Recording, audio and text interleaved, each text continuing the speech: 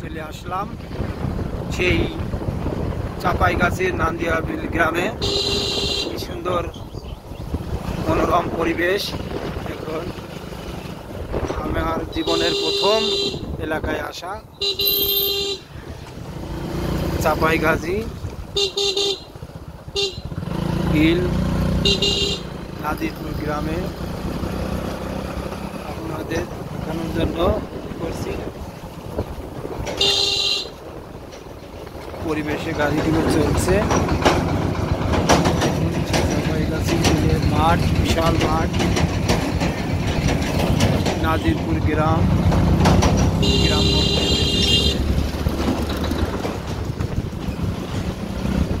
মনোরম পরিবেশ।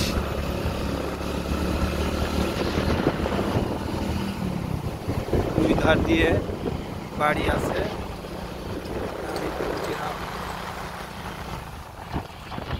এই হলো বিল। আমরা তোমাদের দেখানোর জন্য চেষ্টা করছি। দেখলাম বিলের মাছ পথে আমরা নিয়ে যাব।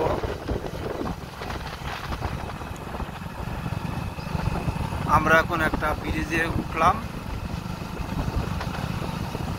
মাঠ আর মাঠ, এত সুন্দর মনোরম পরিবেশ।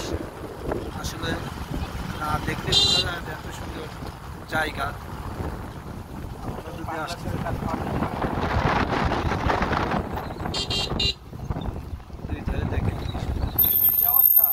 আইসো শোনা, একটু বলো, একটু বলো। তোমার 50,000 ইনকাম হয়েছে? 50 হ্যাঁ, আজকে একটু কিছু বলো। তুমি আজকেও একটু ফিরে ফিরে বলো। আচ্ছা ভাই, এই গ্রামটা আসলে এত বিখ্যাত কেন? ভাই, এই যে চাপাইগাছির বিল একটা বিখ্যাত বিল। আর এইখানে মনে করেন 1 বছর ধান চাষ করা হয়, আর সারা বছরে এই যে বিলের ভিতরে যেমন মাছ মারছে এরকম তাদের সংসার পরিচালনা করে।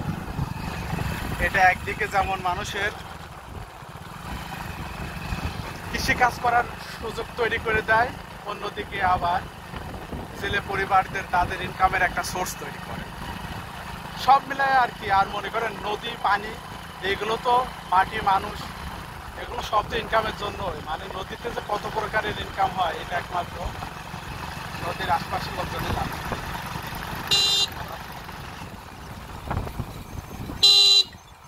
আসলে আগে কি এই পথে কোনো রাস্তা ছিল? না ভাই, রাস্তা ছিল না। এই তো রিসেন্টলি কিছুদিন আগে হয়েছে। এখানকার জনগণের এখন কেমন দুর্ভোগ, কেমন কি আছে কাটছে? এখানকার মানুষের জনজীবন খুবই আরামদায়ক এবং সুন্দর। গ্রামীণ পরিবেশে বাস করে এবং কোনো অভাব নাই, সুখে শান্তিতে খায় আর কৃষিকাজ করে। সব মিলে ভালো। ঠিক আছে, ধন্যবাদ।